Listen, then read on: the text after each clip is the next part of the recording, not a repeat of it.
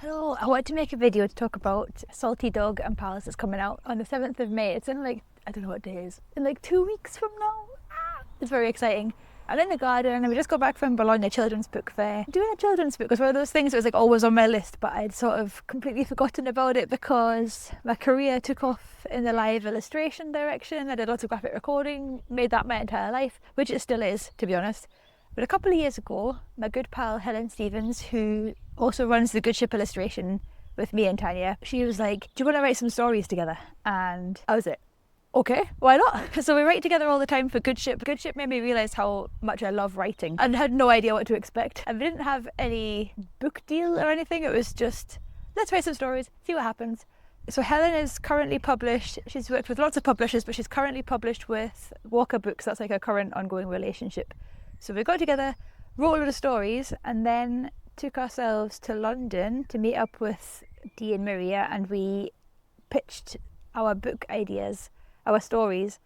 And to be honest, I can't even really remember what happened, like whether we emailed them and then visited or visited and then emailed. Anyways, they came back with a 2-book deal for 2 books of short stories, and the first book is coming out next month in May 2026. So we got the book deal, and then we were like, okay, time to write some stories. And we got together every single week pretty much for a while at Helen's kitchen table, and the idea was we were writing it together, but Helen was doing the pictures, which as a fellow illustrator should feel weirder than it is, but I just loved the writing process so much, and I struggle so much with deadlines that it was a big relief to just be like, oh, that was fun writing the stories. Have a good time drawing the pictures, because I feel like that is the hard bit. So I feel like Helen got the very hard work to do, but the illustrations are gorgeous. I should have brought a copy. Maybe I'll put it here for you to see, because it's beautiful. I'm completely biased, but it's beautiful.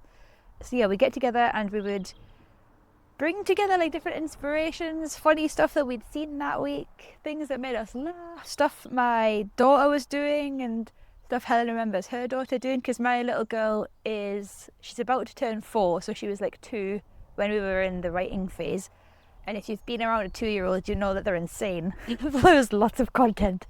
Yeah, so we'd write stuff, get back together a week later, and if it still made us laugh, we were like, okay, that's going in.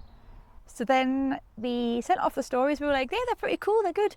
But when Walker sent them back, oh my goodness, those people, they can edit. The edits were incredible, and it was almost like getting a different story back. It was so much better. And I don't even know what they did. It just sharpened it, honed it, and made it even more incredible. So that was really exciting. And they've also got a brilliant way of convincing you that doing edits is going to be fun. I don't know how, because that's another thing I struggle with as an illustrator, is getting edits from a client. Sometimes I'm just why do you want changes? It's finished, I never want to see it again. But with writing Salty Dog and Pals, it was they infused us with motivation.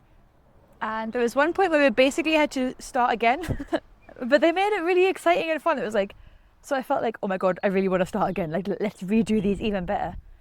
And we learned so much about developing characters. Well, I mean, Helen is super experienced and has done over 60 books.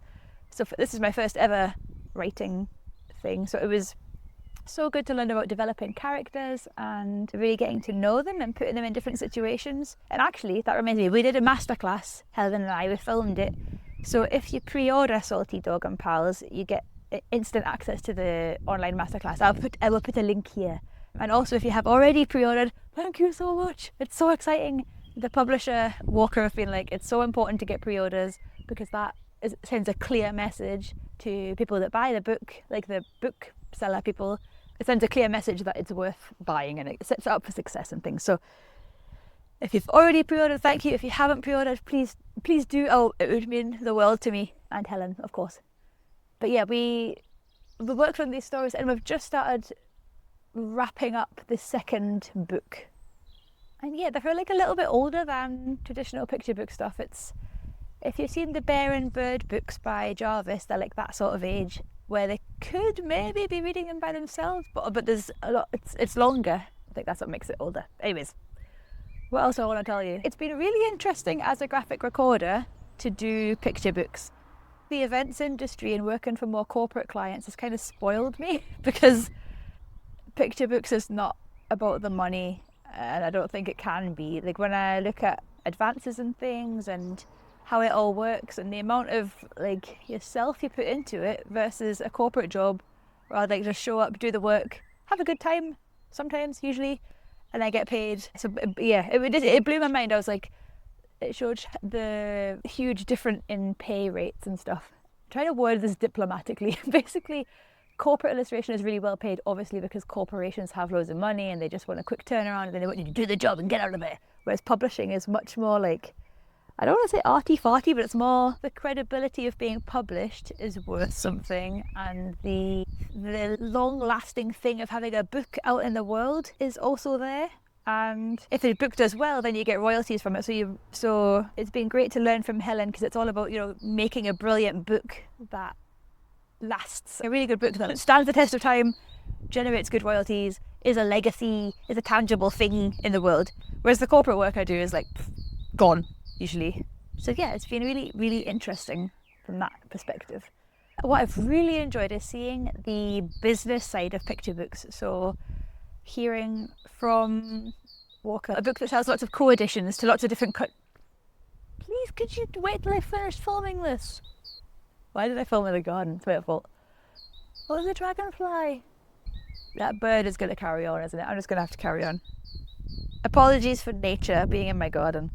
Yeah, co-editions, so books that sell to lots of countries are what they look for, because obviously more countries equals they're going to make more money, and you get more money for each co-edition that is sent out into the world.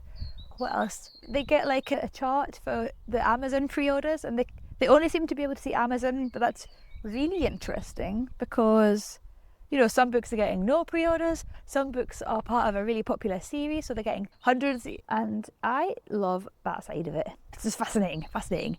And even talking to them about books that they expected to go well that didn't sell as well as they had hoped. Yeah, it's just really fun to see that even the pros that have been in the picture book industry for decades can't always predict like what's going to go well, what trends are coming, anything like that. And I loved hearing about Bramley Hedge Core is in, like cosy mice living in tree trunks and like that sort of thing, which makes sense with the world being the way the world is. Like it's like the opposite of AI, isn't it? A little mouse rowing a boat across a pond. Yeah, I don't really have anything else to say, but if you like, there's much more in the masterclass that Helen and I recorded, talking about like the actual making of the book, and oh my goodness, like the cover design. I had no idea, but that is obviously a huge deal. You just take it for granted when you're not in that world, but the cover design was a huge deal, and in that masterclass you can see all the iterations, how we got there. Okay, bird is still going. I hope that's not too noisy, but thank you for listening, and if you've done the pre-order thing, thank you also, and I'll see you soon.